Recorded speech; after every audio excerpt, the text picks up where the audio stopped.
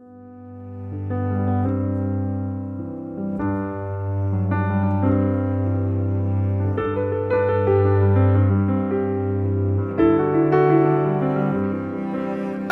come to the garden alone while the dew is still on the roses, and the voice I hear falling on my ear, the Son of God discloses.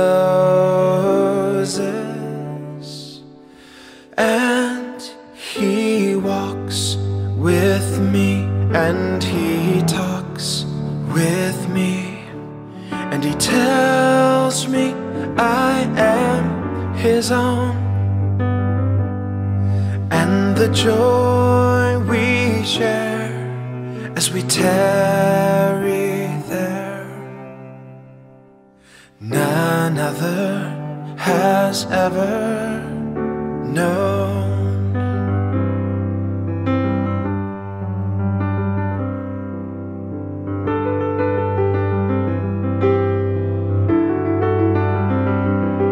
He speaks, and the sound of His voice is so sweet. The birds hush their singing, and the melody that He gave to me within my heart is ringing. And He walks with me, and He talks with me, and He tells me I am His own.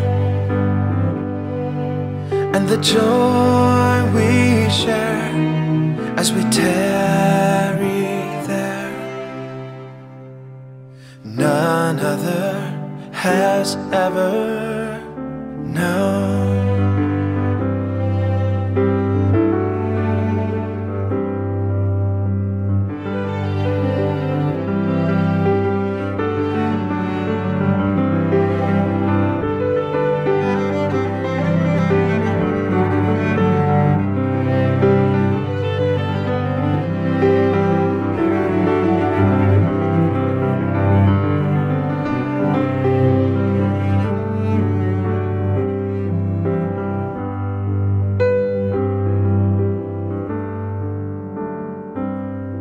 I'd stay in the garden with Him, though the night around me is falling. But He bids me go through the voice of woe. His voice to me is calling. And He walks with me, and He talks with me, and He tells me I am His own. And the joy we share as we tarry there, none other has ever known.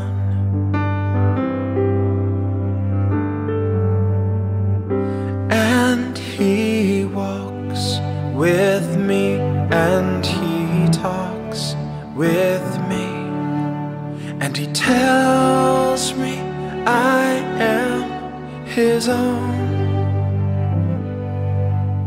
And the joy we share as we tarry there,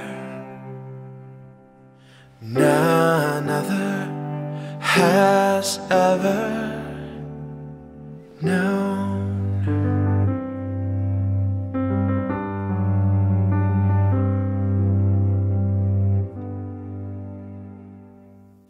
나의 갈 길 다가도록 예수 인도하시니 내 주 안에 있는 그는 어찌 의심하리요. 믿음으로 사는 자는 하늘 위로 받겠네. 무슨 일을 만나든지 만사 형통하리라. 무슨 일을 만나든지 만사 형통하리라.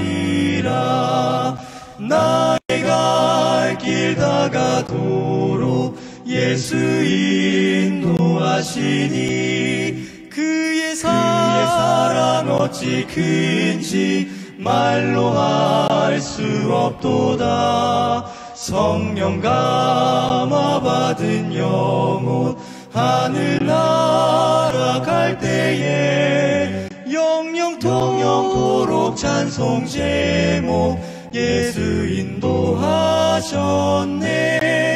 영영토록 찬송 제목 예수 인도하셨네.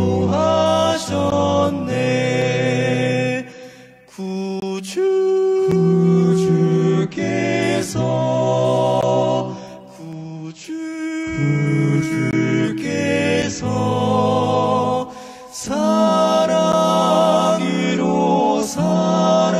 사랑으로 인도하여 주시니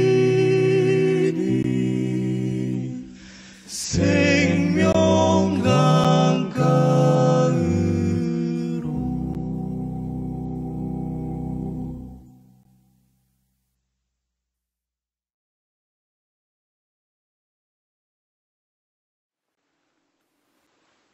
여러분 안녕하십니까? 어느덧 시과를 같이 공부하게 되었습니다. 오늘 시과는 예술과 과학교육이라는 제목으로 함께 공부해 보도록 하겠습니다. 제목에 예술이 남아서 조금 새롭다 이런 느낌도 드실 텐데요. 이 영어 제목을 찾아보니까 Art and Science로 되어 있더라고요.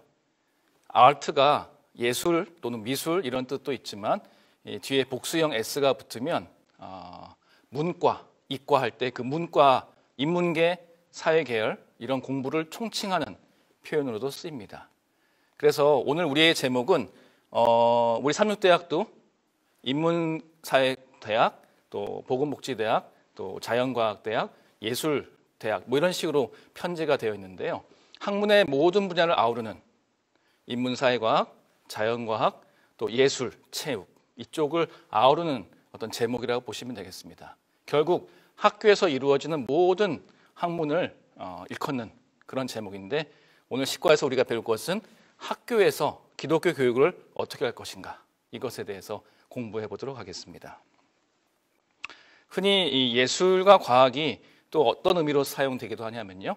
제가 이제 전공이 심리학, 그 중에서도 상담 심리학을 전공하고 공부하고 가르치고 있습니다. 저희 분야에서 어떤 말을 하냐면 상담자는 과학적인 지식을 익혀서 사람을 변화시킬 때 예술적으로 변화시켜야 된다 이런 말을 하기도 합니다. 그래서 과학은 뭔가 체계적이고 논리적인 그런 설명을 담당하는 분야라면 예술은 사람을 변화시키고 뭔가 합리적으로 설명하기 힘든 부분에서 이루어지는 놀라운 변화를 일컬을 때 예술이라는 말을 사용하기도 합니다. 그래서 오늘 우리의 제목은 학문의 전체 분야를 아우르는 제목이기도 하지만 하나님께서 우리에게 허락하시는 과학의 선물 또 예술의 선물 이런 걸 통해서 사람들이 과학적으로 합리적으로 성장할 뿐만 아니라 예술적으로 성장하고 아름다워지고 또 다른 사람들을 예술로 활용해서 변화시킬 수 있는 그러한 내용도 좀 들어있지 않나 이런 생각을 하게 되었습니다. 전 세계에 있는 삼육학교에서 화두가 있다면 신앙과 학문의 통합입니다. Integration of Faith and Learning, 줄여서 IFL이라고 합니다. 저희 대학도 1년에 한 번씩 이 IFL 세미나를 통해서 모든 교수들이 신앙과 학문을 어떻게 통합해서 수업 시간에 가르치고 학생들을 지도할 것인가에 대해서 함께 고민하고 배우는 시간을 가지고 있습니다. 이 신앙과 학문의 통합 교육 과정에서 중요한 키워드들을 조금 제가 찾아봤더니 우리의 신앙과 학문의 통합에서 초점은 늘 하나님에게 있어야 된다. 또한 이 맥락, 교육이 이루어지는 맥락과 컨텍스트는 사랑을 통해서 이루어져야 된다. 하나님을 사랑하고 또 교사와 학생이 서로 사랑하는 그런 것이 교육의 맥락이 되어야 된다. 이런 이야기를 합니다. 또한 이 신앙과 학문의 어떤 통합의 범위는 종합적, 컴프레hensive라는 표현을 쓰는데요. 종합적이어야 되고 전인적이어야 된다라는 표현을 씁니다. 지덕체뿐만 아니라 또 사회적인 측면, 또 영적인 측면, 또 많은 것들을 우리가 학생들에게 가르쳐야 된다는 것이죠. 그렇지만 우리가 이런 학생들을 지도함에 있어서 우리의 중요한 자원은 일반 계시뿐만 아니라 특별 계시인 성경 말씀이 중요한 자원으로서 또 교재로서 활용돼야 된다고 합니다. 그리고 무엇보다도 신앙과 학문을 통합하는 데 있어서 가장 중요한 도구는 어떤 재정이나 어떤 교육 기술이 아니라 바로 하나님께 헌신한 교사들이다. 이러한 이야기를 하고 있습니다. 결국 신앙과 학문을 통합하려면 교사가 하나님께 헌신된 사람이어야 되고 그런 헌신된 하나님의 사람, 그런 교사를 통해서 하나님의 사랑이 학생들에게 흘러가고 또 과학과 계시의 어떤 지식들이 통합이 돼서 학생들에게 가르쳐질 때 하나님의 훌륭한 자녀로 성장할 수 있는 그런 학교가 될 수 있다는 것입니다. 그런데 저희가 신앙과 학문의 통합뿐만 아니라 또 하나 생각해야 될 것은 신앙과 생활의 통합도 생각해 볼 필요가 있겠습니다. 이것도 IFL입니다. Integration of Faith and Life. 신앙과 생활이 통합이 되어야 됩니다. 재림교회의 중요한 가르침은 조건적 불멸설이죠. 흙과 생기로 생명이 된 인간은 일원론적인 존재입니다. 사후에 몸을 떠난 영혼이 존재한다고 믿는 것은 어떻게 보면 인간을 이원론적으로 보는 사상이죠. 그래서 재림교회는 그 사상을 거부하고 흙과 생기가 합쳐서 하나의 몸이 된, 하나의 존재가 된 일원론적인 접근을 중요하게 생각합니다. 그런데 이것이 우리의 교리적인 가르침뿐만 아니라 우리의 생활이 그렇게 되지 않나 이런 생각을 합니다. 우리는 일원적인 존재이기 때문에 우리의 신앙도 생활과 하나가 되어야 합니다. 안식일에만, 교회에 있을 때만 신앙을 하는 것이 아니라 24시간 7일 365일 평생 신앙생활을 일원론적으로 살아갈 때 삶이 예배가 될 수 있고 예배가 삶이 될 수 있을 것입니다. 우리의 신앙이 생활과 하나인지 통합되어 있는지 다시 한번 생각해 보던 계기가 되었으면 좋겠습니다. 자, 그렇다면 본격적으로 교과를 같이 공부해 보겠습니다. 시과의 기억절을 제가 봉독하겠습니다. 하늘이 하나님의 영광을 선포하고 궁창이 그의 손으로 하신 일을 나타내는도다. 시편 19편 1절입니다. 이 말씀을 통해서 우리가 기억해야 될 것은 하나님을 믿고 경외한 사람들은 만물이 하나님의 존재를 나타낼 때 그걸 다 발견할 수 있다는 것입니다. 하지만 똑같은 만물을 보더라도 무신론을 가진 사람들은 하나님의 존재를 부인하고 거절한다는 것입니다. 그래서 교육이 참 중요한 것이죠. 그러면 시과의 개요를 한번 살펴보겠습니다. 시과의 개요를 우리가 국어에서는 교회에서 무엇을 가르칠 것인가를 배웠다면 시과에서는 학교, 삼육학교에서 무엇을 배울 것인가 교과 내용을 담고 있다고 제가 정리를 해보았습니다. 첫 번째로 창조주를 경배하는 영성을 가르칠 필요가 있습니다. 이것이 일요일 소지에 나와 있고요. 두 번째는 세 번째, 네 번째 같이 보시면 진선미가 있습니다. 조금 제가 이걸 뭐 이렇게 한번 조정해 본다고 했지만 이 내용이 분명히 들어있는 것으로 보입니다. 두 번째로는 미입니다. 아름다운 것을 보고 감상할 수 있는 능력을 삼육학교에서 가르칠 필요가 있습니다. 그것이 월요일 소지에서 배울 것이고요. 세 번째는 진리를 찾는 학구열을 학생들에게 가르칠 필요가 있습니다. 그것이 화요일에 배우게 될 내용이고, 네 번째로 선을 아는 것에 그치는 것이 아니라 선을 실천하는 실천력에 대한 내용을 우리가 학생들에게 가르칠 필요가 있는데 수요일에 그 내용을 다루고 있습니다. 마지막으로 우리는 삼육학교에서 학생들이 무신론을 거부할 수 있도록 창조주를 경배하는 것뿐만 아니라 무신론을 거부하는 태도를 배울 수 있도록 가르칠 필요가 있습니다. 이것이 바로 판별력, 지혜로움과 어리석음, 참 하나님과 거짓 신을 판별할 수 있는 능력을 학생들에게 가르칠 필요가 있는데 이것이 바로 목요일 소지에서 배우게 될 것입니다. 식과의 학습 목표입니다. 첫 번째로 깨닫기. 하나님을 인정하지 않는 과학과 예술은 오류와 허무에 빠지기 쉽다는 사실을 깨닫는다. 느끼기. 하나님이 없는 과학의 발전이 어떤 위험으로 돌아올지 상상해 본다. 하나님 없이 무한히 발전하는 과학이 세상을 유토피아로 만들 거라고 인간이 생각하던 시절이 있었습니다. 하지만 그 결말은, 그 예측은 보기 좋게 빗나갔죠. 24세기에 얼마나 비극적인 일들이 많았습니까? 세 번째로 행하기. 교회 내의 예술과 과학 교육이 하나님과의 관련성을 진화한다는 것을 적극적으로 지지한다. 그래서 우리의 교육이 하나님과 모든 것이 연결될 수 있도록 지지하고 지원하는 것이 필요하다는 것입니다. 그렇다면 일요일 소지를 같이 보도록 하겠습니다. 일요일 하나님만이 영광 받으신다 할 때 그런 표현인데요. 여기서는 창조주를 경배하는 영성을 삼육학교에서 가르칠 필요를 강조하고 있습니다. 토의 질문입니다. 여러분들 이렇게 살아가시면서 하나님의 사랑을 특별히 체감할 수 있는 사물이나 생명 현상, 어떤 것들을 좀 알고 계신가요? 아마 곰곰이 관찰하시면서 하나님의 사랑을 깊이 느꼈던 그런 경험들이 자주 있으셨을 겁니다. 저는 제가 가르치는 과목 중에 발달 심리학이라는 과목이 있습니다. 사람이 잉태돼서 죽을 때까지 어떤 모습으로 변화되는지를 단계별로 또 주제별로 배우는 그런 분야인데요. 여기서 제가 하나님의 사랑을 깨달은 것은 사람이 태어나자마자 걷지 못한다는 것입니다. 여러분들 동물을 보시면 태어나서 몇 시간 안에 비틀거리다가 걷습니다. 그런데 인간은 걷는 데만도 1년이 걸립니다. 첫 단어를 말하는데도 거의 1년이 걸립니다. 왜 이렇게 느리게 발전을 할까? 좀 답답할 수도 있지만 하나님은 인간에게 과정을 허락하시는 분이구나라는 것을 저는 여기서 깨닫게 되었습니다. 하나님은 우리에게 태어나자마자 발딱 일어나서 뛰어다니고 유창하게 말하는 것을 기대하지 않으신다는 겁니다. 하나님은 우리에게 과정을 허락하십니다. 아이가 태어나면 누워만 있죠? 그러다가 목을 가누게 되고 좀 몸을 좌우로 비틀다가 뒤집게 되고 뒤집고 이제는 팔로 버텨서 무릎을 버텨서 기려고 노력하다가 기게 되고 긴 다음에는 잡고 일어서려고 하고 그 다음에 비틀거리면서 조금씩 걷고 걷기 연습하다가는 조금씩 팔을 들면서 걷다가 점점 자연스럽게 걷게 됩니다. 이 1년의 과정을 거치도록 하나님은 우리에게 허락하신다는 겁니다. 신앙생활도 마찬가지고요. 우리의 인간관계도 마찬가지고 우리의 삶의 모든 것들이 과정이 필요합니다. 처음부터 잘 된 사람은 아무도 없습니다.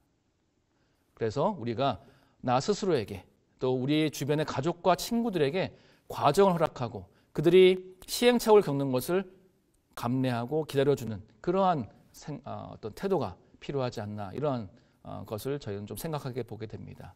하나님은 우리를 기다려주시고 우리가 과정을 밟아 나갈 수 있도록 지지해 주시고 또 적극 후원해 주신다는 그 사랑을 저는 이러한 학문의 어떤 연구 주제에서 좀 발견한 적이 있었습니다. 여러분들도 교과반에서 하나님의 사랑을 발견했던 그러한 어떤 사물이나 생명 현상에 대해서 이야기를 나눠보시면 참 유익할 것 같습니다. 이 교과 내용을 보면 창조주의 손길에 대해서 먼저 얘기하고 있는데요. 하나님의 창조 세계의 모든 곳에는 살아계신 하나님의 증거가 너무나 분명하게 있어서 아무도 부인할 수 없다라는 내용이 나옵니다. 로마서 1장 20절 창세로부터 그의 보이지 아니하는 것들 곧 그의 영원하신 능력과 신성이 그가 만드신 만물에 분명히 보여 알려졌나니 그러므로 그들이 핑계하지 못할지니라. 하나님을 증명하는 이 증거가 차고 넘칩니다. 그래서 아무도 하나님의 존재를 부인할 수 없다는 말씀입니다. 또한 우리가 하나님의 손길을 만물을 통해서 발견할 뿐만 아니라 하나님의 심정, 창조주의 심정도 우리가 느낄 필요가 있습니다. 산모가 태아를 항상 느낄 수 있듯이 하늘 아버지는 그분의 모든 자녀와 피조물을 인식하고 느끼실 수 있습니다. 아마 인간의 차원에서는 그게 상상이 안 될 겁니다. 나 하나의 감정 수술이기도 얼마나 힘든데 이 우주에 가득 찬 피조물들의 모든 마음을 헤아리고 느낀다는 것은 이건 도저히 상상할 수가 없는 정말 심만히 할 수 있는 그런 영역일 것입니다. 그런데 인간도 이런 하나님의 마음을 함께 느낄 필요가 있습니다. 특별히 인간이 천연계를 파괴하고 있는 것을 볼 때 하나님은 참 슬퍼하십니다. 그런 하나님의 심정에 공감하고 파괴를 막을 길을 모색하는 것이 그리스도인의 의무이지 않나라고 생각이 듭니다. 특별히 요즘 환경 파괴와 기후 변화로 인해서 얼마나 우리가 많은 변화를 겪고 있습니까? 한반도가 아열대 기후에 가까워지고 있고, 또 봄과 가을은 짧고 여름과 겨울은 길고, 또 재난이 연이어서 일어나고, 이 모든 것이 인간이 천연계를 파괴하면서 생긴 결과들입니다. 그래서 우리의 가정과 학교와 직장, 교회에서 천연계를 보호하기 위한 방법들을 배우고 실천할 필요가 있겠습니다. 특별히 창조주의 손길과 심정을 가르치는 것이 우리 삼류학교에서 필요하겠습니다. 비록 죄로 인해서 많이 훼손되었지만 세상에는 여전히 창조주 하나님의 흔적이 남아 있습니다. 창조주의 손길과 심정을 발견하고 느끼는 것이 바로 영성이 아닐까, 저는 그렇게 생각합니다. 하나님의 목소리와 하나님의 손길과 하나님의 심정을 발견하고 느끼는 그러한 교육이 삼육교육이 돼야 되고, 그것이 진정한 영성교육이 될 것입니다. 세속적인 교육은 거의 다 신이 없다는 가정 위에서 이루어집니다. 기독교 교육은 창조주를 경배하는 것을 가르치고 창조주의 손길과 심정을 발견하도록 도와주는 것입니다. 그렇다면 우리가 하나님의 손길과 심정을 배우는 그러한 사람으로서 어떻게 살아갈 것인가? 적용 질문 하나 드린다면, 환경보호 방법이 참 여러 가지가 있는데요. 여러분들이 아직 실천하고 있지 못한 방법이 혹시 있지는 않습니까? 창조주의 심정을 생각할 때 앞으로 내가 지금까지는 못했지만 꼭 실천하고 싶은 것이 있다면 어떤 것이 있을까요? 저 같은 경우에는 우리 교회의 어떤 건강식, 채식의 이러한 어떤 문화가 생명을 존중하는 것으로 더 확대되어 나갔으면 참 좋겠다는 생각을 합니다. 육식 때문에 이 세상에 소가 많이 키워지고 있는데, 거기에 들어가는 많은 사료와 때문에 많은 인구가 굶는 그런 일이 생기고 있고, 또 소를 키우면서 생기는 많은 가스들이 기후를 변화시킨다는 이야기를 들은 적이 있습니다. 육식을 줄여나가는 것이 모든 생명체가 상생할 수 있는 길인 것이죠.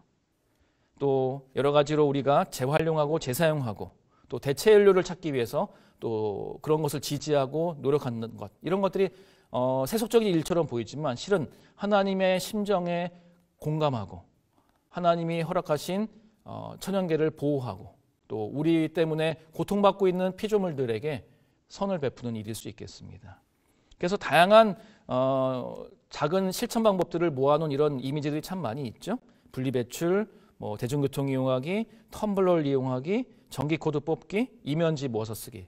저는 이제 가르치는 일을 많이 하다 보니까 이면지가 참 많이 생깁니다. 그래서 이면지를 모아놨다가 좀 어느 정도 분량이 되면 스프링 재본해가지고 우리 아이들 어떤 연습장이나 낙서장으로 쓸 수 있도록 이렇게 사용하는 방법을 쓰기도 하는데요. 여러분들도 아마 각자 집에서 하고 있는 다양한 실천 방법들이 있을 것입니다. 그런 것들이 하나님께 기쁨이 되고 하나님께 영광을 돌리는 방법이라는 것을 우리가 또 생각해 보면 참으로 좋겠습니다. 부조와 선지자의 이러한 말씀이 있습니다. 모든 참 과학은 물질 세계에서 하나님의 솜씨를 설명하는 데 불과하다. 과학의 연구는 다만 하나님의 지혜와 능력에 대한 새로운 증거를 제시할 뿐이다. 자연의 책과 기록된 말씀들이 올바로 이해되면 하나님께서 그것들을 통하여 역사하시는 지혜롭고 자비로운 법칙들을 가르쳐 주므로 우리로 하여금 하나님을 잘 알 수 있게 한다. 자연의 책이 바로 일반 계시이고 기록된 말씀이 특별 계시죠. 우리가 천연계와 성경 말씀을 통해서 하나님의 원칙, 지혜의 법칙들을 발견함으로 우리가 하나님께 영광을 돌리고 또 참교육을 이뤄나가는 그러한 재림교인들이 되었으면 좋겠습니다. 월요일 거룩함의 아름다움 같이 공부하겠습니다. 여기는 미적인 감상에 대한 능력을 삼육교육에서 이루어야 된다는 것을 설명하고 있다고 생각합니다. 먼저 토의 질문을 드린다면, 우리가 좀 기억하고 있는 이런 예술가나 연예인들이 있죠. 화려하게 사는 것처럼 보였던 그런 예술가와 연예인들의 삶이 비극적으로 마감할 때도 종종 있습니다. 왜 그런 일이 생긴다고 생각하시는지 좀 이야기 나눠보는 것도 좋을 것 같습니다. 겉으로는 화려했지만 속으로는 얼마나 외롭고 힘들고 또 요즘에 많이 들어서 아시겠지만 이러한 무대에 서고 남의 이목을 받는 사람들은 대부분 불안을 못 이겨서 공황장애에 굉장히 취약하게 됩니다. 그래서 약 없이는 잠을 이룰 수 없는 그런 사람들이 참으로 많죠. 특별히 요즘에 아이돌 스타들을 전 참 많이 불쌍하게 여겨집니다. 아직 남들의 칭찬뿐만 아니라 비평도 견딜 수 있어야지 연예인으로서 또는 이런 예술가로서 살 수 있는데 너무 어린 나이에 악플과 비난을 견뎌야 한다는 것은 너무나도 힘든 일입니다. 처음에는 굉장히 화려해 보이고 돈을 많이 버는 것처럼 보이지만 대부분의 아이돌들은 다 잊혀집니다. 1, 2%만 끝까지 장수하게 되죠. 나머지 98% 이상의 그런 아이돌들은 그러한 무대의 경험을 통해서 그 짜릿했던 경험을 어떤 경험에서도 경험할 수 없기 때문에 점점 삶을 파괴적으로 살아가는 그런 선택을 할 때도 참으로 많습니다. 그래서 진정한 아름다움이 무엇인가 우리가 생각하게 되는데요. 사람은 기본적으로 아름다운 것을 좋아하고 추구합니다. 여러분들 같은 값이면 다홍치마란 말 아시지 않습니까? 우리는 아름다운 것을 좋아합니다. 하지만 꽃보다 아름다운 사람들이 있는 반면에 짐승보다도 못한 사람들도 있죠. 아름다움과 추함이라는 것은 어떤 기준으로 우리가 보게 되는 것인가 참 생각해 볼 여지가 많은 것 같습니다. 근데 특별히 내면의 아름다움을 가꾸는 것이 중요합니다. 그리고 저는 그 내면의 아름다움을 가꾸는 것이 바로 성화다라고도 생각을 합니다. 그런데 다른 사람이 그 아름다움을 쉽게 발견하도록 우리의 외모를 꾸미는 것도 좀 필요합니다. 이게 무슨 말씀인지 좀 이해가 안 될 텐데요. 심리학에서는 첫인상의 법칙에 대한 설명을 하고 있습니다. 사람은 어떤 사물이나 사람을 만났을 때 1초 안에 첫인상을 갖게 됩니다. 이건 머리 위로 새가 지나가는 것을 막을 수 없는 것과 똑같습니다. 첫인상은 무의식적으로 생기는 것입니다. 그런데 그 첫인상이 다가 아니죠. 항상 사람은 더 진실한 면을 많이 갖고 있고 좋은 면을 많이 갖고 있으니까요. 그래서 우리가 다른 사람에 대해서 판단할 때는 첫인상에 좌우돼서는 절대로 안 됩니다. 하지만 첫인상은 어쩔 수 없이 생기는 것이기 때문에 다른 사람이 나에 대해서 첫인상을 가질 때는 조금 관리할 필요가 있습니다. 왜요? 우리 안에 그리스도의 향기가 있고 우리 안에 아름다운 하나님의 진리가 있는데 우리의 겉모습이 불쾌감을 자아내므로 인해서 사람들이 우리에게 다가오지 못한다면 우리 내면에 좋은 것을 소개할 기회조차도 가질 수가 없게 됩니다. 그래서 그리스도인은 단정한 외모를 관리할 필요가 있습니다. 그래야 우리 안에 있는 아름다운 것을 사람들이 관심을 가지고 다가와서 발견하게 되기 때문에 그렇습니다. 우리 안에 계신 하나님을 잘 발견할 수 있도록 우리의 내면은 물론이거니와 외모도 어느 정도 단정하게 함으로 인해서 하나님께 영광을 돌리시면 참으로 좋겠습니다. 특별히 우리가 삼육교육에서는 아름다움을 알아보는 감상 능력을 가르칠 필요가 있습니다. 시편 96편 9절의 말씀입니다. 실은 여러분들 거룩함의 아름다움 이 소제목이 익숙하시죠? 우리가 7과에서 한번 만났습니다. 똑같은 성경절을 한글 흠정역에서는 이렇게 번역을 했더라고요. 오 거룩함의 아름다움으로 주께 경배할지어다. 온 땅이여 그분 앞에서 두려워할지어다. 거룩함의 아름다움으로 경배한다는 것이 무슨 의미일까? 우리가 7과에서도 잠깐 얘기를 했습니다마는 우리가 이렇게 좀 생각해 볼 수 있을 것 같습니다. 거룩한 하나님은 아름다운 신이십니다. 거룩은 구별이란 뜻 너무나도 잘 알고 계시죠? 그래서 우리가 거룩함의 아름다움으로 경배한다는 것은 우리의 구별되어서 아름다운 삶으로 하나님을 경배한다는 뜻입니다. 또한 아주 이런 유명한 그 문구가 2개 정도 좀 소개되고 있는데요. 교과책에서는 아름다움을 보는 사람은 그 눈이 아름다운 것이다 라고 유명한 문구를 소개하고 있습니다. 결국 아름다움은 그걸 알아보는 안목이 중요하다. 즉 감상력이 중요한데 이것은 하나님이 우리에게 주신 것입니다. 뭐 눈에는 뭐만 보인다 뭐 이런 속된 말도 들어보셨죠? 우리가 아름다운 사람일 때 아름다운 것을 더 많이 보게 되는 것입니다. 그래서 우리가 아름다운 사람이 될 뿐만 아니라 아름다움을 잘 알아보는 그런 감상력, 안목이 필요하겠습니다.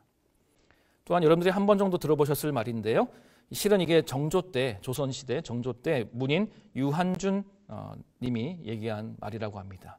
사랑하면 알게 되고 알면 보이나니 그때 보이는 것은 전과 같지 않으리라. 참 말이 운치가 있죠? 결국 우리는 사랑하면 이해하게 되고 이해하면 참 아름다움을 발견하게 된다. 이렇게 해석을 할 수 있겠습니다. 하나님을 사랑하면 하나님의 마음을 이해하게 되고 하나님의 마음을 이해하면 하나님이 얼마나 아름다우신 분인가를 알게 됩니다. 마찬가지로 우리가 사람을 사랑하면 그 사람이 나랑 아무리 다를지라도 이해하게 되고 이해하게 되면 그 사람이 얼마나 아름답고 소중한 사람인지를 알게 된다는 말씀입니다. 그래서 우리가 사랑에서 출발해서 이해에 이르고 그리고 아름다움을 발견하는 감상력에 이르는 이 과정을 조금 기억하실 필요가 있겠습니다. 그래서 삼육학교에서 감상력을 가르칠 필요가 있습니다. 하나님은 최고의 과학과 최고의 예술의 원리를 이용하셔서 인간을 창조하셨습니다. 그래서 우리는 인간은 아름다움을 추구하는 존재입니다. 그리고 그 아름다움을 알아보는 능력이 필요합니다. 하지만 기억할 것은 아름답다고 해서 특별히 이 죄 많은 이 세상에서 아름답다고 해서 모든 것이 반드시 거룩한 것은 아니다라는 것을 기억할 필요가 있습니다. 추해 보이는 것들도 있으니까요. 하나님의 아름다운 모습, 천연계의 아름다움, 의인의 아름다움을 흠모하고 알아볼 수 있도록 삼육학교에서 감상력을 가르칠 필요가 있습니다. 그리고 거짓된 것에 미혹되지 않도록 거짓된 아름다움에 빠져들지 않도록 가르치는 것이 필요하겠습니다.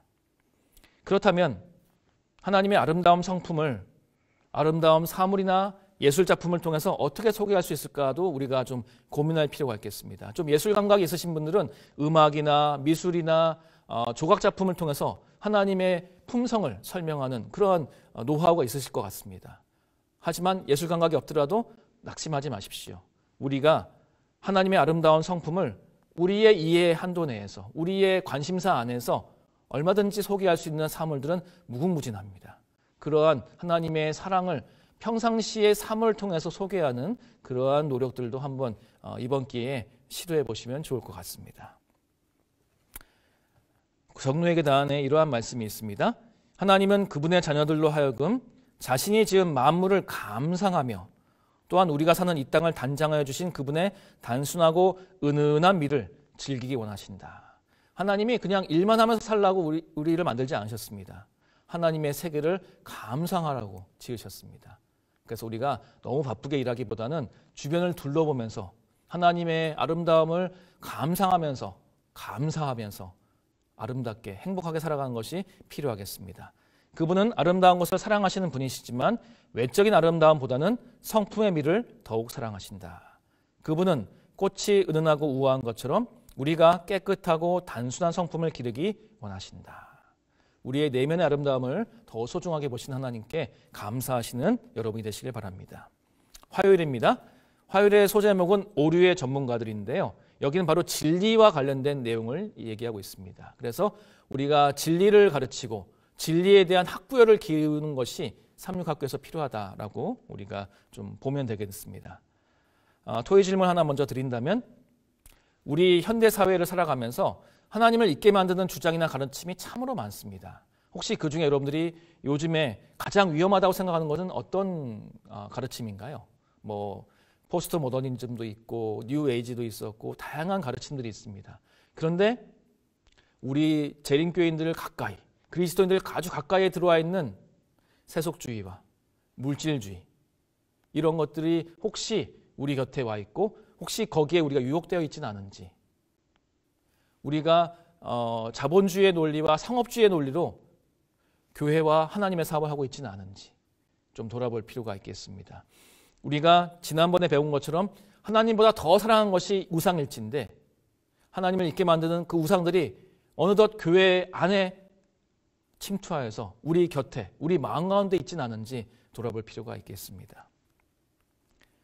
특별히 대세와 주류가 반드시 진리가 아니라는 것을 기억할 필요가 있겠습니다. 디모데전서 6장 9절로 10절에 보면 부하려는 자들은 시험과 올무와 여러 가지 어리석고 해로운 욕심에 떨어지나니 요즘에 돈이 참 많았으면 좋겠다는 생각들을 많이 할 수밖에 없는 사회에 살고 있습니다. 부동산 값은 계속 오르고요. 어떤 정책이 나와도 잡을 수가 없어 보입니다. 또 코로나19로 인해서 경제적으로 너무 어려워지다 보니까 돈이 좀 있으면 행복할 것 같은데 이러한 생각을 다 할 수 있습니다. 맞습니다. 사람에게는 기본적인 생계를 유지한 돈이 필요합니다. 돈 자체가 나쁜 것은 아닙니다. 하지만 돈을 사랑함이 일만하게 뿌리가 될 수 있습니다. 그럼 그 돈이 많음으로 인해서 돈을 추구하는 그 태도 때문에 우리가 시험에 빠지고 올무에 걸리고 해로운 욕심에 떨어질 수 있습니다. 그래서 이 세상이 모두가 미친 듯이 돈을 벌려고 노력하는 그러한 주류와 대세에 우리가 편승하지 않도록 깨어 있을 수 있도록 기도하시는 것이 필요하겠습니다. 현대 사회에는 하나님께 영광을 돌리지 않는 예술과 철학이 주류를 이루고 있습니다. 그렇기 때문에 그리스도인들은 본분을 잊지 말고 이러한 물결에 휩쓸리지 않고 하나님을 기억하고 경배하는 그러한 진리를 추구할 필요가 있겠습니다. 우리가 오해와 오류에 빠지는 이유들이 있습니다. 특별히 첫 번째로 인간은 선입견을 가지고 있기 때문에 오해하는 경우가 많습니다. 이게 뭐 시간이 충분하면 좀 재미있게 설명도 드리겠지만 한정된 시간이라 사람은 보고 싶은 것만 봅니다. 듣고 싶은 것만 듣습니다. 그렇기 때문에 선입견을 가지고 보고 듣고요.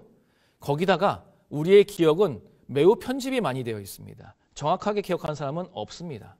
심리학의 연구들이 밝혀낸 것들입니다. 각종 기억들이 짜깁기가 되어서 편집되어 있는 기억이기 때문에 정확하게 기억하지 못하는데 거기서도 오해가 생기기 시작합니다. 거기다가 자기에게 유리하게 해석하기 때문에 사람들은 자신의 선입견, 자기가 맞다고 생각하면서 다른 사람은 틀리다고 보고 오해를 많이 하는 경우가 있습니다. 또한 사람은 자만 때문에 오류에 빠지기도 합니다. 특별히 이 교과책에 나온 것처럼 2000년 이상 동안 천동설을 믿었던 사람들을 보면 전문가들이었습니다. 지도자들이었습니다. 근데 그들이 무엇 때문에 진리를 발견하지 못했나요? 자신의 신념이 맞고 내가 최고다라는 자만에 빠져 있었기 때문에 많은 증거들을 통한 지동설을 거부한 것입니다. 우리에게는 이렇게 선입견 때문에 오해에 빠지고 자만 때문에 오해에 빠지는 모습은 없는지 돌아볼 필요가 있겠습니다. 아무리 많은 연구를 통해서 체계화시켰다 할지라도 하나님과 그분이 계시하신 진리를 배제하는 인간의 지식은 오류에 빠질 수밖에 없습니다. 그래서 우리가 진리와 오류를 분별하도록 학교에서 가르칠 필요가 있습니다. 기본적으로 과학은 가설을 검증하는 체계입니다. 가설은 아직은 설명되지 않은 어떤 이론, 어떤 전제들이죠. 그 가설을 논리적으로 검증하는 방법을 과학에서는 굉장히 중요하게 생각합니다. 그리고 또 이에 반해서 이 가설은 언제든지 새로운 검증된 가설로 버려질 수 있고 기각될 수 있다라고도 믿습니다. 그래서 과학의 특성은 가설을 논리적으로 검증한 것과 언제든지 가설이 바뀔 수 있다는 개방성 덕분에 많이 발전하게 되었습니다. 우리도 진리를 탐구하는 학도로서 이런 학구열을 가지려고 할 때 논리성과 개방성을 가질 필요가 있겠습니다. 논리적으로 접근하는 어떤 태도와 또 내가 틀릴 수도 있다라는 열린 마음을 가지고 탐구할 때 진리에 더 근접할 수 있을 것입니다. 그래서 이러한 과학의 특성을 유념하면서 그리스도인들은 무작정 과학을 무시하면 안 됩니다. 왜냐하면 과학의 체계라는 것은 굉장히 많은 가설을 검증하는 실험들을 통해서 탄탄한 지식들을 많이 가지고 있습니다. 그래서 그러한 노력들을 존중하고 또 그것을 통해서 하나님을 경배하는 쪽으로 사용될 수 있는 지식과 진리에 대해서는 우리가 환영해야 되지만 그러나 과학을 맹신하지도 말아야 될 것은 과학은 언제든지 가설이 뒤집힐 수 있기 때문에 그렇습니다. 그래서 우리는 과학적인 방법을 활용하되 과학을 맹신하지 말고 하나님의 뜻과 원칙을 더 신뢰하는 그러한 그리스도인이 될 필요가 있겠습니다. 그렇다면 우리가 부모로서 교사로서 우리의 자녀와 학생들에게 학구열을 어떻게 촉진시킬 수 있을까? 이거 참 고민이 되실 겁니다. 저도 저희 자녀들이 알아서 자기주도적으로 공부를 하면 얼마나 좋을까 이런 생각을 많이 할 때가 있습니다. 그런데 여러분, 한국의 교육제도가 여러 가지 압축 성장하는 과정에서 많이 왜곡되어 있습니다. 아무리 좋은 제도들 시행해봐도 잘 바뀌지가 않습니다. 그리스도인으로서 재림교인으로서 삼육교육의 전인교육 사상을 통해서 우리가 자녀들에게 진리를 탐구하고 진리를 사랑하고 배우는 것을 좋아하는 그런 학구열이 높은 자녀와 학생으로 어떻게 키울 수 있을까? 함께 고민하고 함께 노력할 필요가 있겠습니다. 아이들은 가정뿐만 아니라 학교에서도 행복해야 됩니다. 그러려면 배우는 즐거움이 있어야 되는데 교과서 공부만 잘하는 아이들뿐만 아니라 다양한 분야에서 잘하는 아이들을 학교에서 모두 인정해주고 자존감 높게 살아갈 수 있도록 지지해주는 그러한 학교 분위기를 만드는 것이 굉장히 중요하다고 생각합니다. 그래서 이런 것들을 우리가 함께 고민하고 우리의 재림교회 학생들에게 행복을 느낄 수 있는 학교를 선사할 수 있도록 우리가 기도하고 노력할 필요가 있겠습니다. 가려 뽑은 기별에 이러한 말씀이 있습니다. 지구를 온통 뒤덮고 있는 오류 가운데서 우리는 영원한 진리의 토대 위에 굳게 서도록 노력하자. 하나님의 전신갑주를 입자. 사탄이 우리를 공격하기 위해서 노력하고 있기 때문에 토대 위에 굳게 서고 전신갑주를 입고 거짓된 오류와 감화에 맞서서 진리를 추구할 수 있는 그러한 백성이 되어야 된다고 권면하고 있습니다. 수요일 어리석음과 지혜 소지를 같이 공부하겠습니다. 여기는 선에 대해서 이야기하고 있습니다. 선은 아는 것에 그치는 것이 아니라 실천까지 가야서 선행이 되어야 됩니다. 그것이 바로 실천력이라고 좀 바꿔서 말할 수 있을 것 같습니다. 여러분들 과거를 돌이켜보실 때 내가 참 어리석었구나라고 후회했던 그런 기억들이 있으실 겁니다. 언제 참 어리석었을까? 돌아보시면 참 말하기가 부끄럽고 얼굴이 붉어지는 그런 기억들이 있으실 겁니다. 그렇습니다. 우리 삶에서 정말 중요한 것은 지식 자체가 아니라 지혜롭게 살고 어리석게 살지 않는 것입니다. 지혜로움과 어리석음의 잣대는 무엇일까요? 지혜는 지식과 좀 다르다는 거 알고 계시죠? 지식은 어떻게 보면 재료라면 지혜는 그 재료를 활용하는 능력입니다. 그래서 우리가 자녀와 학생들에게 지식만 많이 넣어주려고 하기보다는 지식을 잘 활용하는 능력을 가르칠 필요가 있겠습니다. 근데 그 지혜의 근본은 무엇인가요? 바로 여호와를 경외하는 것이 지식의 근본입니다. 하나님은 백성들이 지혜를 추구하고 간직함으로써 지혜가 풍족하게 되기를 원하시는 분이십니다. 그래서 지혜를 우리에게 많이 주시고 싶으신데 우리의 입이, 우리의 마음이 좁아서 그것을 다 받지 못하고 있지는 않은지 생각해 볼 필요가 있겠습니다. 미래 사회에는 지금까지 모더니즘, 20세기에서 중요하게 생각했던 역량들이 많이 중요성을 잃어버리고 새로운 역량들이 중요하게 되는 시대라고 합니다.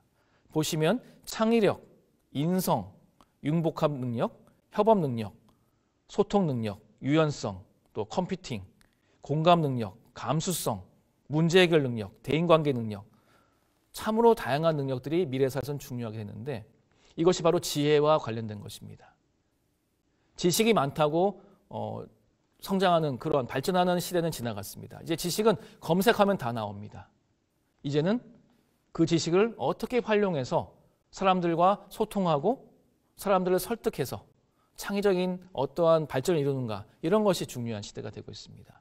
우리의 자녀 교육은 혹시 과거에 어떤 중요하게 생각했던 것들에 답보되어 있지 않은지 돌아볼 필요도 있겠습니다. 결국 지식을 선용하는 것이 지혜입니다. 지식 자체가 선하지는 않습니다. 타고난 지식을 가지고 있더라도 이를 악용한다면 가장 위험한 지식이 될 수 있습니다. 기독교 관점에서 예술과 과학이 옳고 그름, 선과 악, 진리와 오류를 아는 지식을 내포하지 않는다면 무슨 의미가 있겠습니까? 인간이 아무리 뛰어난 아름다움과 과학적인 발견을 이뤄냈다 할지라도 하나님을 거부하고 그분의 지혜를 배제한다면 그것은 무의미한, 공허한 그러한 학문일 뿐일 것입니다. 창조주를 기억하고 경배하는 그러한 학문과 예술이 될 때 그것이 진정한 지혜가 되고 그러한 지식과 지혜를 활용해서 다른 사람들에게 선을 널리 베푸는 것이 우리의 그리스도인의 삶이 되어야 될 것입니다. 그래서 삼육학교에서는 지식을 선용하는 지혜를 가르쳐야 됩니다. 하나님에 대한 인식과 윤리의식이 결여된 과학은 허무할 뿐 아니라 위험할 수 있습니다. 교과책에 나온 것처럼 질소비료 발명으로 노벨 화학상을 받은 프리츠 하버는 나치를 도와서 화학무기를 만들므로써 수만 명의 사람을 죽게 만듭니다. 뛰어난 지식이 윤리의식이 결여되고 하나님에 대한 두려움이 결여됐기 때문에 사람을 가장 고통스럽게 만드는 지식이 되어버린 것입니다. 하나님을 경외하고 선을 실천하는 것이 진정한 지혜임을 잊지 마시기 바랍니다. 그렇다면 우리가 기독교에서 특별히 생명을 존중하고 구원을 존중하는 기독교에서 생명윤리에 대해서 우리가 어떻게 이 세상에 대답할 것인가? 특별히 낙태 문제라든지 또 전쟁 문제라든지 사람의 생명을 좌우하는 이러한 이슈에 대해서 기독교인으로서 우리가 어떻게 대답할 것인가 생각해 볼 필요가 있습니다. 특별히 요즘에는 학문 분야에서도 생명윤리를 굉장히 중시 여깁니다. 그래서 어떤 연구를 하기 전에 꼭 생명윤리위원회 IRB라고 하는데요. 거기서 사람에게 피해를 주지 않는지를 면밀히 검토받은 다음에 연구를 시작하도록 허락을 합니다. 근데 오히려 사람의 생명을 가장 소중히 여겨야 될 교회에서 사람의 생명이나 사람의 자유나 사람의 인권을 무시하고 짓밟는 사례들이 종종 보고되고 있습니다. 우리가 우리의 윤리의식을 돌아볼 필요입니다. 세상은 생명윤리에 대해서 더 엄격해지고 더 수준이 높아지고 있는데 혹시 교회의 생명윤리는 후퇴하고 있지 않은지 돌아볼 필요가 있겠습니다. 가로 뽑은 기별에 이런 말씀이 있습니다. 사람이 스스로 매우 지혜로운 줄로 생각하고 감히 하나님의 말씀을 비평하려 할 때 하나님께서는 그의 지혜를 매우 어리석은 것으로 간주하실 것이다. 사람은 많이 배울수록 모든 것을 더 많이 배워야 한다는 것을 느끼게 될 것이다. 따라서 그가 제일 처음으로 배워야 할 교훈은 가르침을 받으려는 간절하고 겸손한 마음이다. 우리가 배울 수 있는 마음을 죽을 때까지, 아니 하늘 가서까지 유지해야 됩니다. 그것이 하나님이 가장 바라시는 마음입니다. 겸손하고 언제나 배울 자세가 되어 있는 그 마음, 우리에게 있는지 돌아볼 필요가 있겠습니다. 목요일 여호와께서 욥에게 대답하심. 여기 판별력에 대한 이야기가 나오는데요. 우리가 미숙하거나 어리석은 사람을 보면 답답할 때가 참 많죠. 그 사람들이 어떻게 깨달게 좀 도와줄 수 없을까? 뒤통수를 때려서라도 조금 깨닫게 만들어야 되나? 이러한 고민이 들 때가 있죠. 어떻게 하면 미숙하고 어리석은 사람을 지혜로운 삶으로 이렇게 인도할 수 있을까요? 참 쉬운 일은 아닙니다. 그런데 하나님도 이러한 마음을 느끼실 것 같아요. 전지전능한 하나님께서 인간이 뭣도 모르고 하나님에게 이의를 제기할 때 참 마음이 답답하실 것 같습니다. 그런 장면이 바로 욥기 38장에 나옵니다.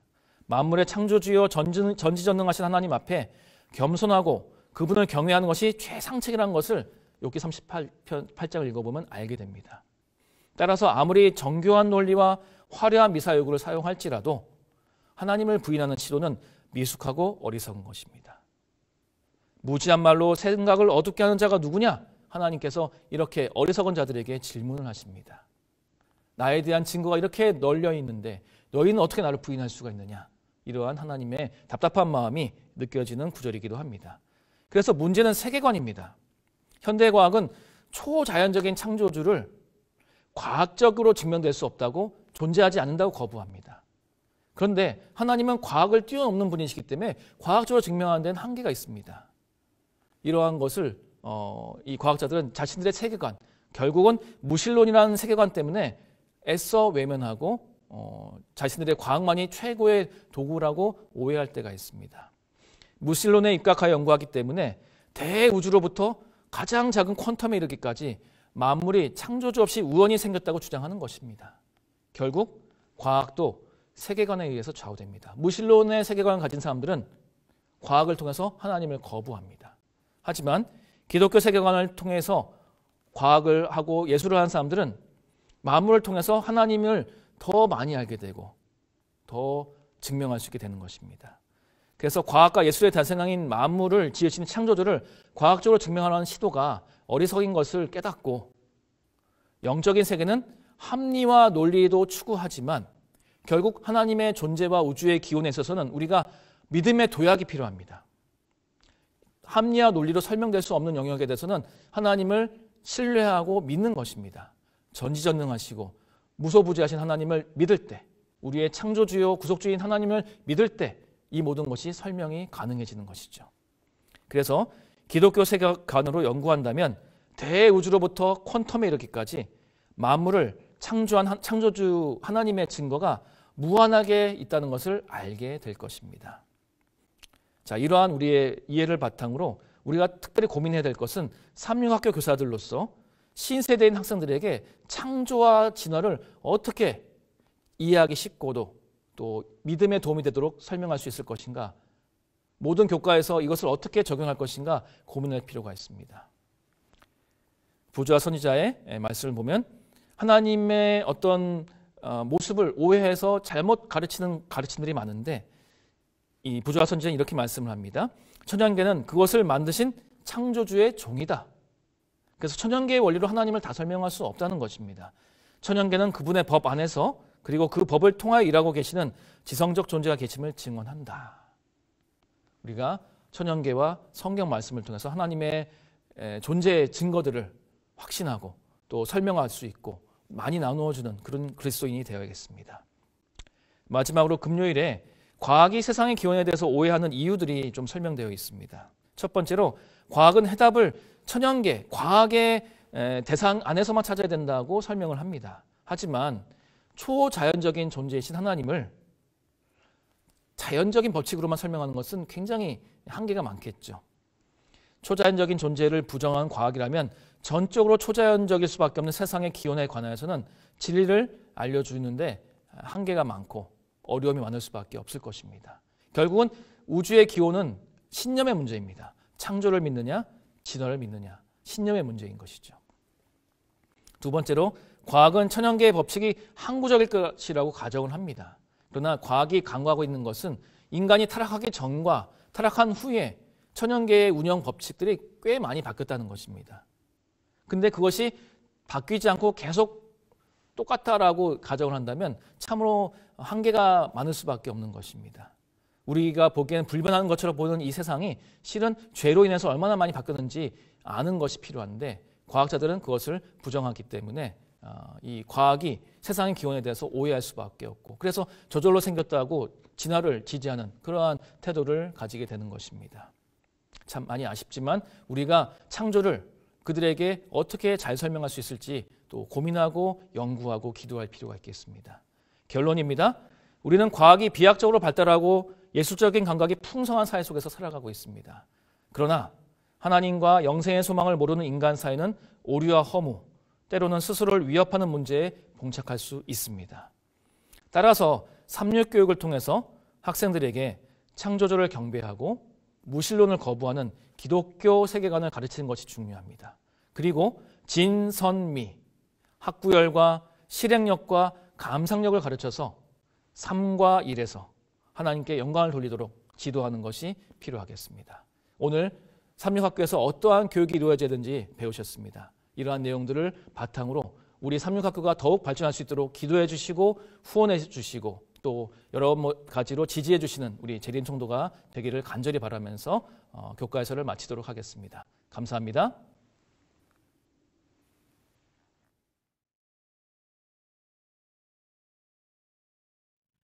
안녕하세요. 행복한 안식일입니다. 오늘 또 이 연말 기도주일이 있는 또 특별한 안식일에 또 이렇게 안식일 학교 시간에 또 온라인으로 참여하시는 모든 성도님들을 환영합니다.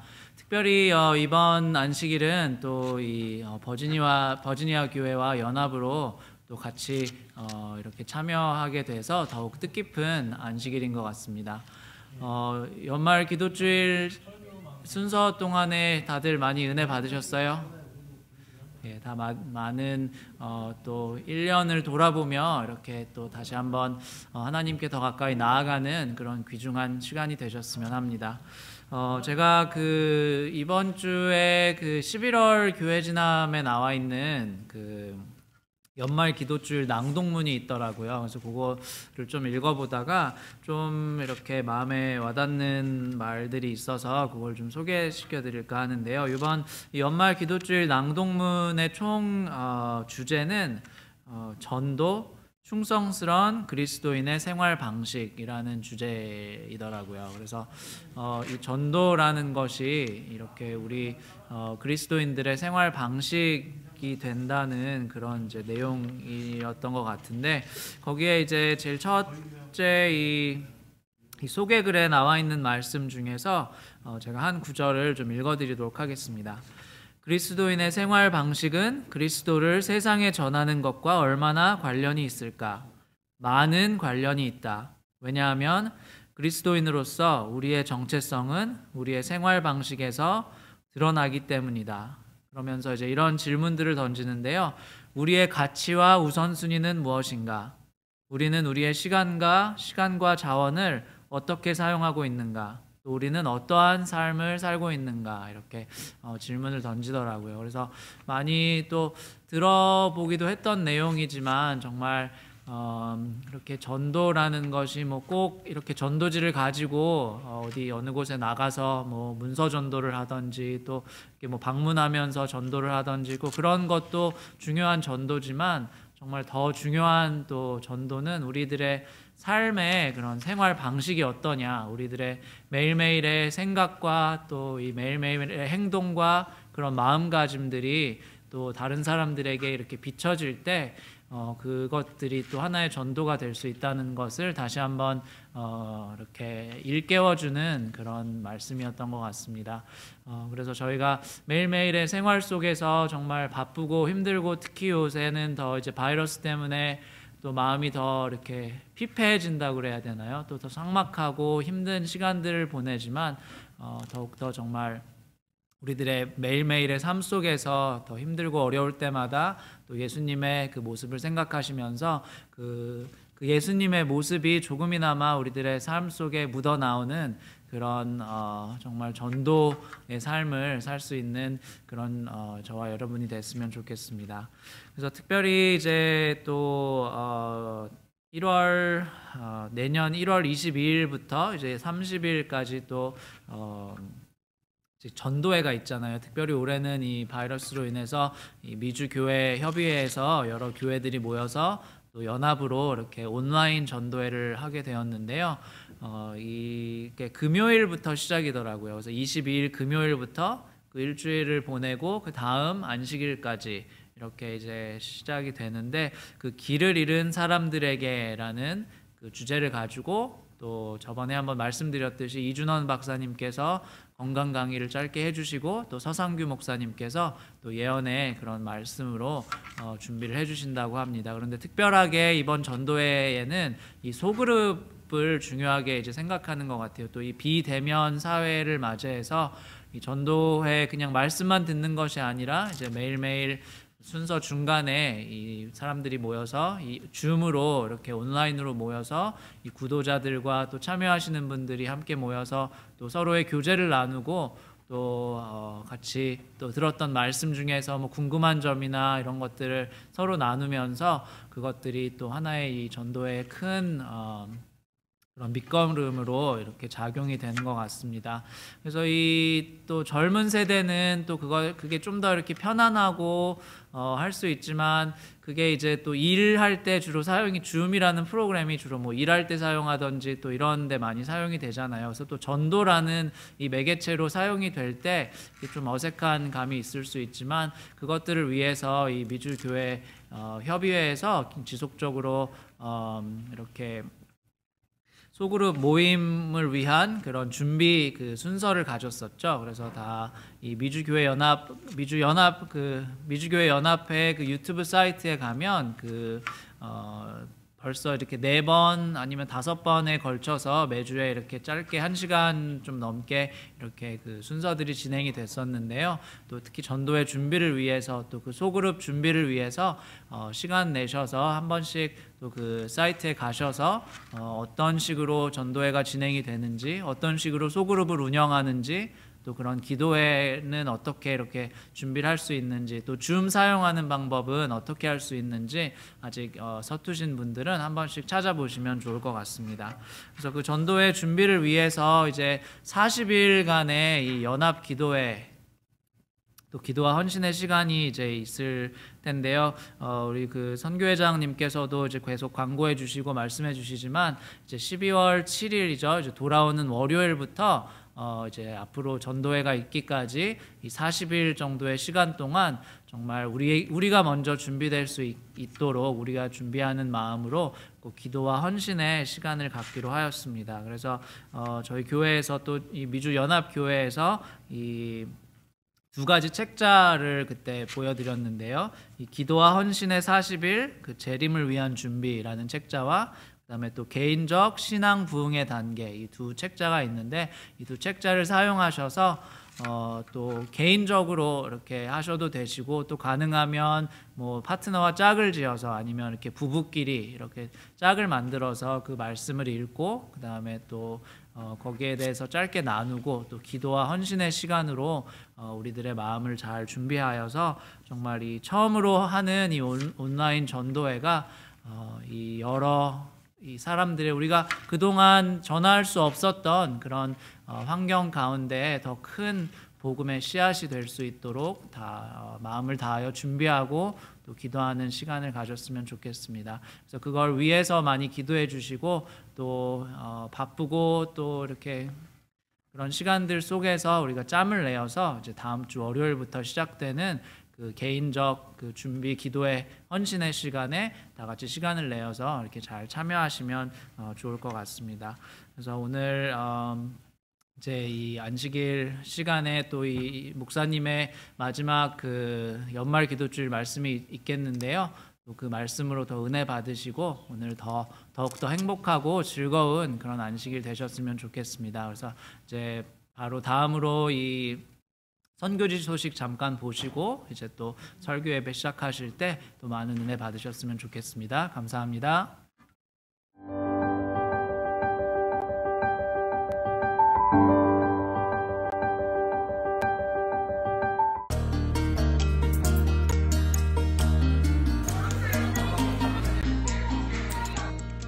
레일란이는 학교를 1년간 휴학하고 학생 선교사를 지원했습니다. 어디로 파송될지 두근대는 마음이었죠. 제가 잘 모르는 나라에서 영어를 가르치고 싶었어요. 하나님께 제가 한 번도 가보지 않은 나라로 보내달라고 기도했어요. 이곳에 온 건 제 인생 최고의 결정이었죠. 비행기가 알바니아에 착륙하던 순간을 잊지 못합니다. 이제 겨우 한 달이 지난 지금 기쁨과 두려움을 매일 경험하고 있습니다.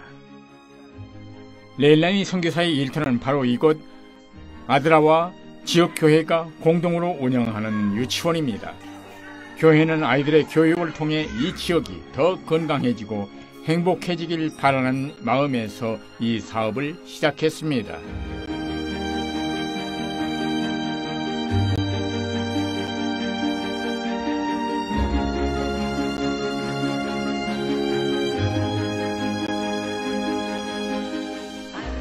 저는 유치원에서 영어를 가르치고 있어요. 세계반을 담당하고 있죠. 수업은 어린아이들의 밝은 에너지로 가득합니다.